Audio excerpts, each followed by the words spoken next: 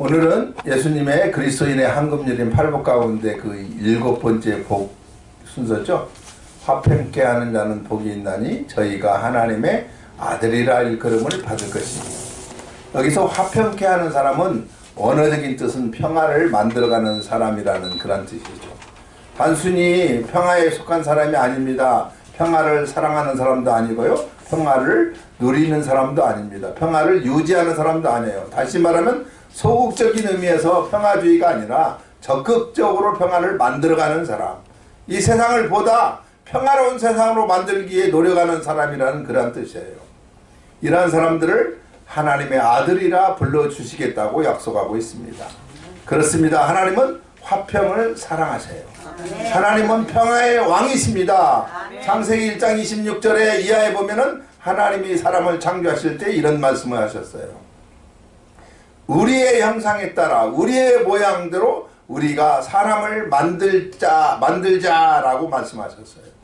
우리 생각에는 나의 형상을 따라 내 모양대로 내가 사람을 만들어야지 라고 말씀하실 것 같은데 예, 하나님께서 우리라고 하셨을 것인가. 이 사실을 놓고 어떤 신학자가 다음과 같은 재미있는 해석을 했어요. 굉장히 귀담아 들을 만한 가치가 있는 해석이라고 생각이 합니다. 하나님은 본래 혼자 계시지 못하고 본성적으로 더불어 존재하시는 그러한 신이시기 때문이라는 것이죠. 하나님은 유아 독존으로 만족하시지 않고 서로 사랑하는 관계 속에서 아름다운 교제를 나누며 살기를 기뻐하시는 인격자라는 것을, 그러한 것을 우리라는 말 속에서 표현하셨다, 이렇게 말을 합니다. 여기서 우리라는 이 말씀 속에는 삼위일체 하나님을 존칭하고 있지만은 화평을 설명하기 위해서 신학자가 그렇게 말한 말씀도 일리가 있다는 생각이 들기도 합니다. 여러분, 예, 하나님께서 사탄의 유혹을 받아서 자기의 품을 떠나 이미 원수가 되어버린 인간 인류를 친히 찾아오셔서 모든 죄를 씻어주시고 자기와 화목하고자 하시고 있겠습니까? 그 이유가 무엇인지 여러분 아십니까? 하나님은 평화를 사랑하시는 신이시기 때문에 그래요. 아멘. 더불어 살기를 좋아하시는 하나님이시기 때문에 그래요. 아멘. 예수님이 세상에 오셔서 우리 하나님의 이미지를 문 밖에 서서 집 나간 자식이 돌아오기를 기다리는 그러한 아버지의 모습으로 묘사를 하셨어요. 예, 그렇게 하셨을까요? 우리 하나님은 많은 자식들로부터 사랑을 받으시고 하나님도 또한 많은 자식들을 거느리시고 사랑하면서 더불어 사는 것을 기뻐하시는 분이심을 보여주시기 위해서 그렇게 하신 거예요. 아멘. 이런 의미에서 하나님은 평화를 사랑하시는 하나님이에요. 아멘. 또 하나님이 그런 분이기 때문에 사람을 만들 때도 하나님과 닮은 존재로 만들어야겠다, 이렇게 생각하신 것이죠. 그래서 우리의 형상대로 우리의 모양대로 우리의 사람을 만들자라고 말씀하셨던 거예요. 그 인간은 어떤 모습인지 아십니까? 하나님과 똑같이 더불어 함께 사랑하면서 교제하며 사는 존재들이에요. 싸우고 다투고 미워하고 등 돌리고 원수 짓고 죽이는 것은 하나님이 만들려고 한 본래 인간의 실존이 아니에요. 평안을 사랑하는 하나님과 같은 모습의 인간을 만들려고 하셨어요. 반면에 평화를 깨고 사람과 사람 사이를 원수지게 만들고 서로 상처 주는 것을 좋아하는 사람들이 이 땅에 많이 있는 줄 압니다. 그러한 사람들을 하나님의 아들이라고 할 수가 있겠어요? 하나님하고는 닮은 데가 없기 때문에 그들은 사탄의 아들이라고, 그렇게 사탄의 아들이라고 밖에 말할 수가 없어요. 사탄이 원래 하는 짓이 가르고 나누고 미워하고 원수짓게 하고 죽게 만드는 것이 사탄이 하는 짓이에요. 죄를 가지고 우리 조상을 유혹한 후에 하나님과 원수지게 만든 것이 여러분 누굽니까? 바로 사탄이잖아요. 사탄은 하나님과 인간 사이의 화평을 깨는 자가 사탄이에요. 그러면 화평이란 무엇인지 여러분 아십니까? 히브리어로 말하면 샬롬이고요. 헬라어로 말하면 에이레네, 이렇게 발음하고 있는데 영어로는 우리가 피스죠. 이 말은 우리말 성경에는 화평, 화목, 평안, 평강 등으로 평화를 조금씩 다른 어휘로 번역하고 있음을 볼 수가 있습니다만은 근본 뜻은 다 같은 거예요. 유대인들의 인사법이 뭡니까? 샬롬 그러잖아요. 이 인사 속에는 평화라는 그런 뜻이 들어있어요. 그리고 또 이 인사 속에는 당신에게 나쁜 일이나 악한 일이 없기를 바랍니다. 더 나아가서는 당신에게 선한 일만, 좋은 일만 있기를 바랍니다. 이런 뜻이 담겨져 있는 말이 샬롬이에요. 샬롬이란 말은 분쟁이 없는 것뿐만 아니라 그 속에 더한 그 선한 것들을 베풀라는 의미가 강하게 들어있어요. 성경에 말하는 화평이란 크게 네 가지로 우리가 의미할 수가 있는데, 첫째는 하나님과 사람 사이에 화평할 줄 알아야만 합니다.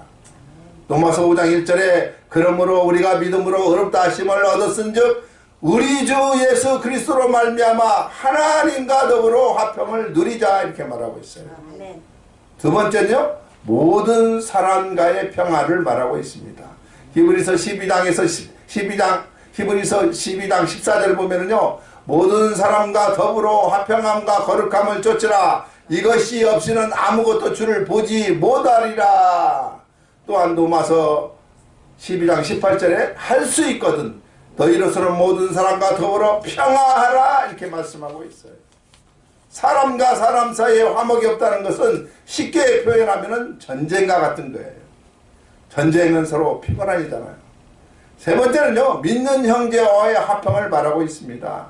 주께서 말씀하시기를 예물을 제단에 드리다가 거기서 내 형제에게 원망 들을 만한 일이 있음이 생각나거든 제물을 제단 앞에 두고 먼저 가서 형제와 화목하고 그에 와서 예물을 드리라고 말씀하고 있어요. 또 마태복음 5장 23절과 24절에 이 말씀이 기록되어 있습니다. 네 번째는요, 우리 마음속에 평안을 말하고 있어요. 요한복음 14장 21절에 평안을 너희에게 끼치노니 곧 나의 평안을 너희에게 주노라. 내가 너희에게 주는 것은 세상이 주는 것 같지 아니하나니 너희는 마음에 근심도 말고 두려워하지도 말라. 아멘. 우리 마음속에 평화가 넘쳐나야 한다는 것이죠. 그래야 우리가 기쁜 마음으로 봉사하고 충성할 수도 있어요. 아멘. 사도 바울과 같은 위대한 신앙인들도 마음의 평안을 못 찾아서 한때 고민한 흔적이 있어요. 로마서 7장 19절에서 25절에 보면은 내가 원하는 바 선언하지 아니하고도 도리어 원치 않은 바 악은 행하는도다. 만일 내가 원치 아니하는 그것을 하면은 이를 행하는 자가 내가 아니요 내 속에 거하는 죄니 그러므로 내가 한 법을 깨달았노니 곧 선을 행하기 원하는 나에게 악이 함께 있는 것이로다. 내 속사람으로는 하나님의 법을 즐거워하되 내 지체 속에서 한 다른 법이 내 마음의 법과 싸워서 내 지체 속에 있는 제 법 아래로 나를 사로잡아 오는 것을 보는도다. 오호라 나는 곤고한 사람이로다. 이 사망의 몸에서 누가 나를 건져내라. 우리 주 예수 그리스도로 말미암아 하나님께 감사하리로다. 그런즉 내 자신이 마음으로는 하나님의 법을 육신으로는 제 법을 섬기노라, 이렇게 말하고 있습니다. 속사람과 겉사람의 싸움, 영과 육의 싸움의 탄식을 사도 바울이 했잖아요. 그러면 왜 우리가 화평해야 하는가? 그 이유를 같이 한번 살펴보고자 합니다. 첫째는요, 주님의 뜻이기 때문에 화평해야 해요. 예수 그리스도는 하나님과 원수되었던 인간을 십자가를 통해서 하나로 만들어 화해시켜 주신 분이죠. 따라서 주님의 최대의 역할이 화평의 역할이며 우리 또한 이 사명을 잘 감당하는 우리들이 돼야만 합니다. 고린도서 5장 17절에서 18절 그런즉 누구든지 그리스도 안에 있으면 새로운 피조물이라. 이전 것은 지나갔으니 보라 새 것이 되었도다. 모든 것이 하나님께로 났나니 저가 그리스도로 말미암아 우리를 자기와 화목하게 하시고 또 우리에게 화목하게 하는 직책을 주셨으니 그랬어요. 이 말씀은요, 예수님이 너희의 화목제물이 되었으니 너희도 세상에 나가서 화목해 하는 직책을 감당하라, 이렇게 명령하고 있다는 거예요. 그런데 문제는요, 이러한 하나님의 명령과는 정반대로 오늘 저와 여러분 우리의 역사와 현실은 평화가 아니라 전쟁이며 화해가 아니라 분열이며 사랑이 아니라 미움이며 용서가 아니라 분노가 가득 차 있는데 문제가 있다는 거예요. 왜 그럴까요? 그것은 인간의 마음에서부터 시작되었어요. 성경에 보면 에레미야서 17장 9절에 기록되어 있죠. 만물보다 거짓되고 심히 부패한 것은 마음이라 누가 능히 이를 알리요 라고 이 선지자는 탄식을 했어요. 우리의 마음속에 거짓되고 부패된 그러한 심령으로 절대로 평화의 사신이 될 수가 없어요. 예수님의 피로 씻어내야만 합니다. 그리고 하나님이 주시는 평안을 받아 누릴 줄 알아야만 해요. 여러분, 평안의 출처가 어디서 오는지 아십니까? 시편 29편 11절에 기록되어 있죠. 여호와께서 자기 백성에게 힘을 주심이며 여호와께서 자기 백성에게 평강의 복을 주시리로다. 먼 훗날 예수님께서 태어나실 것을 예언한 이사야 선지자는 이사야서 9장 6절에 예언하기를 이는 한 아이가 우리에게 낳고 한 아들을 우리에게 주신 바 되었나니 그 어깨에는 정사를 메었고 그 이름은 기묘자라 묘사라 전능하신 하나님이라 영존하시는 아버지라 평강의 왕이라 할 것임이라 이렇게 말씀하고 있어요.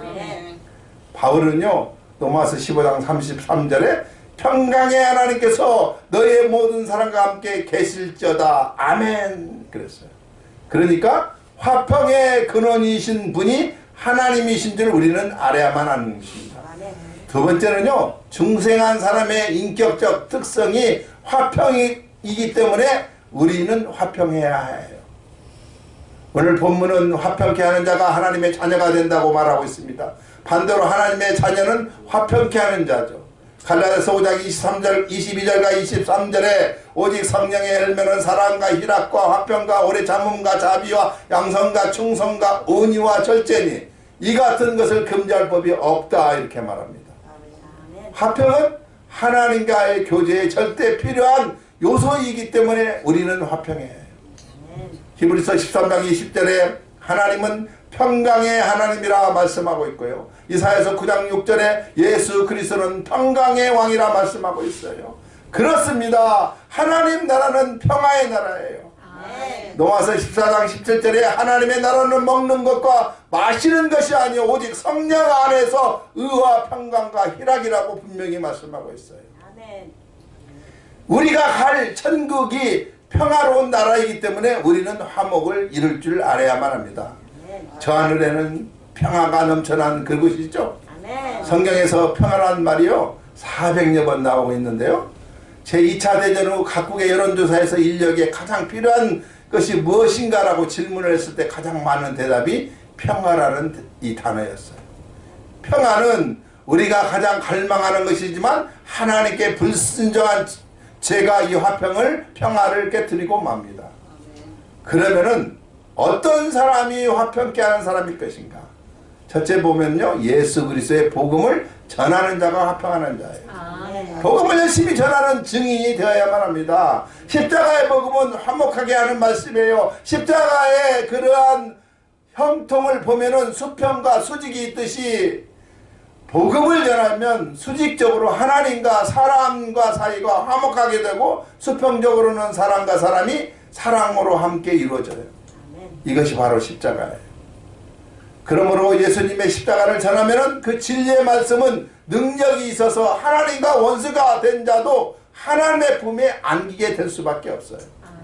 모든 죄를 용서받고 하나님의 사랑을 받는 자녀가 된다는 거예요. 그뿐만이 아니에요. 하나님을 믿으면 가정에 평화가 와요. 하나님을 믿고 예수님을 마음에 모시면 원수도 사랑하게 돼요. 그러므로 복음을 전해야만 합니다. 우리가 복음을 전할 때 피스메이커가 될 수 있잖아요. 이 세상에 화평케 하는 자의 모범을 찾는 자는 바로 예수 그리스도입니다. 그분의 십자가는 이루는 하나님의 화평을 위해서이고 아래로는 땅의 화평을 이룬 증표입니다. 그래서 우리는 화평의 주인공으로 같이 살아갈 줄 알아야만 합니다. 고린도후서 5장 18절 저가 그리스도로 말미암아 우리를 자기와 화목하게 하시고 또 우리에게 화목하게 하는 직책을 주셨으니 인간은 원래 에덴 동산에서 평화스럽게 살도록 지음을 받았어요. 이러한 인간이 하나님을 거역하고 죄를 지음으로 에덴 동산의 평화가 깨어지고 만 것입니다. 그 결과가 무엇인지 아십니까? 하나님과의 평화가 깨졌어요. 그래서 인간이 어떻게 됐어요? 하나님의 자녀에서 마귀의 자녀로, 죄종에서 제 정으로 결국은 전락돼 버리고 맙니다. 결국 인간은 에덴동산에서 쫓겨나고 말았어요. 그 다음에 인간과 인간 사이의 화평이 깨어지고 말아요. 아담과 하와는 서로 원망하는 사이가 되었고 그들의 아들 가인은 동생 아벨을 살해하는 일까지 범하고 말았어요. 그 다음에는 생활의 평안을 잊어버리고 말았어요. 정신토록 쓰고야 먹고 살 수 있게 되는 그러한 징벌을 받습니다. 그때부터 심령의 저주라는 어두운 그림자가 들여져 있다는 것이죠. 뿐만 아니라 결국 죽음에 이르게 됐죠. 그러니 마음이 평안할 수가 없었어요. 이와 같이 에덴을 상실한 인간을 구원하기 위해서 하나님은 독생자 예수 그리스도를 이 땅에 보내주셨어요. 이것이 바로 하나님이 인생을 향한 큰 사랑을 베푸시는 사건이에요. 우리가 잘 아는 요한복음 3장 16절에 하나님이 세상을 이처럼 사랑하사 독생자를 주셨으니 이는 저를 믿는 자마다 멸망치 않고 영생을 얻게 하려 하십니다. 또한 요한일서 2장 2절에 저는 우리 죄를 위한 화목제물이니 우리만 위할 뿐 아니요 온 세상의 죄를 위하십니다. 하나님께서는요 인류의 죄를 예수 그리스도께 대신 담당시키시고 누구든지 예수 그리스도를 구주로 믿는 자에게 평안을 주셨다는 거예요. 누군지 예수님은 마음속에 영접하고 구주로 믿고 살게 되면 깨어진 에덴의 동산이 회복되고 마는 것입니다. 그리고 하나님과 화평을 누리게 되는 거예요. 인간 사이의 평화가 다시 오는 거예요. 각자의 마음의 평안이 넘치게 되는 것입니다. 예수님은 이 땅의 평화의 왕으로 화신으로 오신 분이에요. 그러므로 예수 그리스도의 복음을 전하는 것이 바로 화평케 하게 되는 것입니다. 그리고 하나님과 화평을 누리게 되는 거예요. 인간 사이의 평화가 오게 되는 것입니다. 각자의 마음속에 평화가 넘치게 돼요. 예수님은 이 땅에 평화의 왕으로 화신으로 오셨어요. 그러므로 예수 그리스도를 꼭 복음을 전하게 되시길 바랍니다. 두 번째는 섬기는 자가 화평케 하는 자예요. 사람은 누구나 섬김을 받고 존경을 받고 싶은 그런 근본적인 본심을 다 가지고 있어요. 그러나 예수님은 먼저 섬겨라, 먼저 대접하라 가르치고 있어요. 마태복음 7장 12절에 그러므로 무엇인지 남에게 대접을 받고자 하는 대로 너희도 남을 대접하라 이것이 율법이요 선지자니라 라고 분명하게 말씀하고 있어요. 그렇다면요 남을 섬기는 자세가 어떤 것인지 아십니까? 첫째는요 자기를 낮추는 거예요. 예수님의 생애는 자기를 낮추면서 남을 섬기는 생활을 하셨어요. 빌립보서 2장 5절에서 8절에 너희 안에 이 마음을 품으라 곧 그리스도 예수의 마음이니 그는 근본 하나님의 본체시나 하나님과 동등됨을 취할 것으로 여기지 아니하시고 오히려 자기를 비워 종의 형체를 가져 사람들과 같이 되었고 사람의 모양으로 나타나셨으며 자기를 낮추시고 죽기까지 복종하셨으니 곧 십자가의 죽으심이라 이렇게 말씀하고 있어요. 예수님은 낮고 천한 말구이에서 태어나셨고 목수 노동자로 생활하시다가 복음 전파하실 때는요 제자들의 발을 씻기기도 하셨고 마침내 십자가를 지고 골고다를 향해 올라가셨던 그러한 분이에요. 자기를 낮추는 자가 남을 섬길 줄 아는 자예요. 남을 섬기는 자가 화평케 하는 자라고 이렇게 말할 수가 있습니다. 또한 남을 진심으로 이해하는 거예요. 이해한다는 것은 상대편 입장에서 나를 세우는 거죠. 빚진 자의 편에서 서는 것, 매맞은 자의 편에서 서는 것, 병든 자의 편에서 서는 것, 상대방의 입장에서 나를 세울 때 그때 비로소 그 사람을 진정 이해하고 용납하고 사랑을 할 수가 있어요.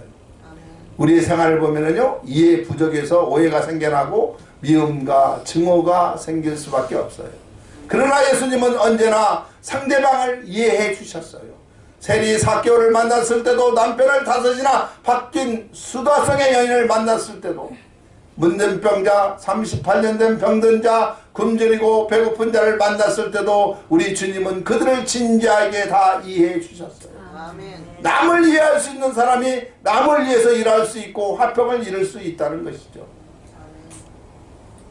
또한 구체적인 봉사를 말하고 있습니다. 사람은 무엇인가 소유할 것이 있으면은 그것 때문에 교만해지기 쉬운 게 우리 인간들이에요. 돈, 지식, 직위, 권력, 기술 등 무엇이나 좀 가지게 된다면은 우쭐대는 사람들이 너무나 많이 있어요. 이러한 사람은 결국 소유의 노예가 되고 마는 것입니다. 그러나 믿음에 많은 사람들을 보면은 소유했기 때문에 더 많이 봉사생활을 하는 것을 볼 수가 있었어요. 그렇습니다. 있어야 베풀 수 있잖아요. 그래서 우리의 믿음의 사람들은 모두 다 재물의 복도 받을 줄 알아야만 합니다. 사도 바울은 나의 나 된 것은 하나님의 은혜로 된 것이니 다른 사람보다 더 많이 수고하겠다고 고백을 했어요. 소유에 파묻혀 소유로 즐기는 것이 아니라 소유였기 때문에 소유를 통해서 더 많이 봉사하겠다는 그런 자세예요. 1985년도 뉴욕 참지가 선정한 세계에서 가장 존경받는 여성, 그 1위가 바로 여러분도 잘 알지만 인도의 테레사 소녀가 뽑혔잖아요. 그녀는 54개의 납병 치료소를 설치했으며 47만 명의 문둥병 환자를 치료해 줬어요. 20개의 고아원을 세워서 1,600명의 어린이를 돌봐줬고 23곳의 숙소를 마련하여 3,400명의 굶주린 자를 돌봐줬던 사람이에요. 테레사 소녀에게 노벨 평화상이 주어질 때 이 상은 나야 개인에게 주어진 것이 아니라 나와 함께 일해온 수많은 동료와 봉사자들에게 주어진 것입니다. 나는 그저 예수님을 따르는 사람으로 그분이 인류를 위해 자기를 내어주신 것처럼 보잘것없는 나의 시간과 정성을 이웃을 위하여 내어준 것뿐입니다. 라고 겸손히 말했어요. 이것이 바로 섬기는 미덕이에요. 여러분, 인간의 일회성이 어디에 있는지 아십니까? 높은 지혜에 있습니까? 많은 재산을 소유한 것이 있습니까? 아니에요. 가진 것 가지고 이웃과 사회, 인류를 위해서 얼마나 봉사했는가에 달려있다는 것을 알아야만 합니다. 테레사 수녀처럼 섬기는 자가 평화를 위해 일하는 사람이에요. 그러면 어떤 자가 화평케 하는 자입니까? 감사하는 자예요. 사람이 살아가는 데 있어서 불평, 불만, 원망이 없을 수는 없어요. 그런데 이런 감정을 잘 다스리지 못하면 정신 건강뿐만 아니라 사고를 치고 말아요. 마음의 불평과 불만과 원망이 결국은 쌓이게 되고 마음의 평화를 잊어버리게 될 수밖에 없어요. 이러한 사람은 좋은 일보다는 나쁜 일에 더 관심이 있어요. 그리고 매사에 부정적이 되고 패배감에 사로잡히고 있어요. 자기가 하는 일에 긍지와 보람을 잊어버리면서 의욕 상실증에 걸리기도 합니다. 또 이러한 사람을 마귀의 종이 되고 맙니다. 에덴 동산의 아담과 하와는 모든 것에 감사보다는 한 가지 먹지 말라고 한 과일 하나 때문에 불안이 왔잖아요. 이때 마귀가 역사했어요. 그러나 어려운 상황에서 감사가 있는 곳에 성령께서 더 크게 역사하신다는 사실을 우리는 알아야만 합니다. 아멘. 누가복음 17장 보면은요, 예수님께서 10명의 문둥병들을 고쳐줬을 때 모두 기뻐하면서 돌아갔지만 오직 한 사람, 사마리아인이 예수께 감사했어요. 아멘. 그때 예수님은 일어나 가라, 내 믿음이 너를 구원하였느니라 이렇게 말씀했어요. 아멘. 감사하는 자는 육신의 치료뿐만 아니라 영적 구원까지 받을 수 있어요. 아멘. 그리고 감사를 잃어버린 자들은 향하여 그 아버는 어디 갔느냐라고 찾으셨어요. 감사가 있는 것에 마음이 평안이 있고 인정이 있고 기쁨과 평안과 사랑이 있을 수 있어요. 감사는 성숙한 그리스도인들의 진정한 모습이에요. 바울은 골로새서 3장 13절에 그리스도의 평강이 너의 마음을 주장하게 하라. 평강을 위하여 너희가 한 몸으로 부르심을 받았나니 또한 너희는 감사하는 자가 되라고 말씀하고 있습니다. 그 다음에는요, 피스메이커가 되려면 서로 용서해 줘야 해요. 한번 금이 간 사이도 피차 용서하지 않고는 회복되기가 어려워요. 골로새서 3장 13절에 이런 말씀이 있어요. 누가 누구에게 혐의가 있거든 서로 용납하여 피차 용서하되 주께서 너희를 용서하신 것 같이 너희도 그리하고 이 모든 것 위에 사랑을 다하라. 이는 온전하게 매는 띵이라 이렇게 말씀하고 있습니다. 어떤 이유 때문에 마음에 서로 갈등이 생기고 갈리게 되면 지체하지 말고 피차 용납하고 용서하라 이런 말이에요. 우리는 이 말씀을 아주 귀담아 들을 줄 알아야만 합니다.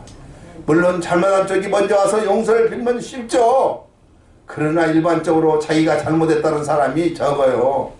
그럴 때는 하나님을 믿는 저와 여러분 우리가 먼저 찾아가서 용서를 구하고 화목하기를 힘쓸 줄 알아야만 합니다. 그럴 때 우리가 하나님의 아들이 되는 거예요. 나에게 엄청난 경제적인 피해를 주고 얼굴 하나 붉히지 않고 잘못했다고 소리 한마디 않는, 정말로 쳐다보기도 싫은 사람이 있을 수도 있어요. 그럴 때는요, 내가 먼저 찾아가서 그를 먼저 용서해주고 서로가 마음의 담이 높이 쌓이지 않도록 노력을 할 줄 알아야만 합니다. 이것이 바로 하나님의 자녀의 모습이요, 하나님이 기뻐하시는 사람의 모습이에요. 사람은 이것이 굉장히 힘든 일이에요. 성령의 도심을 받아야만 알 수 있는 영역이에요. 여러분, 우리는 이 세상에서 가장 많은 용서를 받은 사람이 저와 여러분 아닙니까? 하나님이 우리의 모든 죄를 다 용서해 주셨어. 너무나 큰 용서를 받은 저와 여러분이기 때문에 우리는 이 세상에서 누구보다 더 많은 용서를 할 줄 알아야만 합니다. 아멘. 용서는 단순히 시간과 함께 잊어버리는 망각의 그러한 행동이 아니에요. 예수님이 우리를 용서했기에 나도 용서해 주려는 모방의 행위입니다. 그리고 내가 용서를 받았다는 사실 때문에 감격해서 자발적으로 행동에 옮기는 결단이에요. 이것이 바로 용서하는 거예요. 베드로가 예수님에게 찾아와서 이렇게 물었죠. 형제가 나에게 잘못하면 몇 번 용서해 주리까? 7번 정도 하면 됩니까? 그때 예수님께서 대답하시기를 70번씩 7번이라도 용서하라. 여러분, 우리가 용서를 했으면 용서했다는 그것으로 머무르지 말고 더 자주 만나서 위로하고 더 가까이 아름다운 교제를 나누며 서로를 위해서 기도해주고 서로의 상처를 싸매는 작업이 필요해요. 그럴 때 우리가 피스메이커가 될 수가 있어요. 우리가 하나님의 아들의 모습을 보여줄 수가 있어요. 자, 이제 결론이 나와 있죠. 우리가 하나님과 화평을 위해 노력해야 합니다. 주님과 화평을 이루는 비결은 순종의 삶이에요. 가라가면 가고 오라가면 오는 삶이죠. 그리고 모이기에 힘써야 줄 알아야만 합니다. 가장 귀한 것은 이제 우리가 세상 사람들을 위해 전도할 줄 알아야 하나님과 화평을 이루는 방법이에요. 하나님이 가장 기뻐하시는 일이 전도라고 그랬죠. 너희는 온 천하에 다니면서 만민에게 복음을 전파라는 이 지상명령을 우리에게 주셨어요. 그 다음에는요, 이웃과의 화목의 주인공이 되어야만 합니다. 예수 믿는 사람들이 모이면 먼저 화목이 있어야 해요. 교회에서는 절대로 분파를 허락해서는 안 돼요. 예수의 사랑으로 똘똘 뭉쳐야만 합니다. 남을 절대 비방해서 안 되고요. 또 절대로 나쁜 말을 전달해서는 안 되는 것입니다. 어떤 사람은 좋은 말을 다 빼고 나쁜 말만 전달해 주는 사람들이 있어요. 이제 우리는요, 평화의 사신들입니다. 분쟁, 불화, 갈등이 있는 곳에 예수 믿는 사람이 들어가면 화목은 이루어집니다. 성 프란시스의 기도 제목이 무엇인지 아십니까? 주여 나를 평화의 도구로 사용하여 주옵소서. 내 자신과의 화목을 이룰 줄 알아야만 합니다. 예수 그리스도를 모셔드리는 것은 하나님이 만들려고 한 본래 인간의 실존이 아니에요.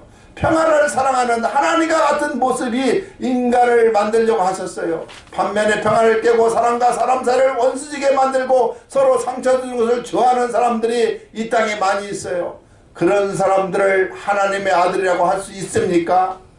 하나님하고는 닮은 데가 없기 때문에 그들은 사탄의 아들일 수밖에 말할 수밖에 없어요. 사탄이 원래 하는 짓이 가누고 나누고 미워하고 원수짓게 하고 죽게 만드는 것이 사탄의 짓이잖아요. 죄를 가지고 우리 조상을 유혹한 후에 하나님과 원수지게 만든 것이 누군지 아십니까? 사탄이에요. 사탄은 하나님과 인간 사이의 화평을 깨는 자들이에요. 화평이란 무엇인지 아십니까? 히브리어는 살룸이라고 했고 헬라어는 에이네스라고 했고 영어로는 피스라고 얘기했어요. 우리말 성경에는요, 화평, 화목 이렇게 말합니다. 여러분, 정말 우리가 평화를 누릴 수 있는 저와 여러분이 되시기를 바랍니다. 이제 본문의 마지막 화평케 하는 자가 받을 복이 무엇인가? 화평케 하는 자가 받는 복은요, 하나님의 아들을 일컬음을 받을 것이다 이렇게 말합니다. 아멘. 하나님이 요셉을 인정해 주니까 가는 곳마다 형통하고 축복한 자가 됐잖아요. 우리 모두 화평케 하는 자가 되어서 하나님 앞에 인정받는 그러한 사람들이 되시기를 소망합니다. 아멘. 그러면은요, 절대적인 보호를 받을 수밖에 없고 천국을 상속을 받을 수밖에 없고 형통의 복을 받을 수밖에 없다고 그렇게 말하고 있습니다. 우리 모두 하나님과 화평하는 저와 여러분이 되시기를 소망합니다. 또 내 것들과 화평하시기 바랍니다. 그리고 내 자신과도 화평도 중요합니다. 오늘 본문의 말씀 화평케 한다는 복이 있나니 저희가 하나님의 아들이라 일컬음을 받을 것이요. 아멘. 이 말씀 가지고 승리하며 한 주간을 살아가는 저와 여러분이 되시기를 주님의 이름으로 축원드립니다. 기도하겠습니다.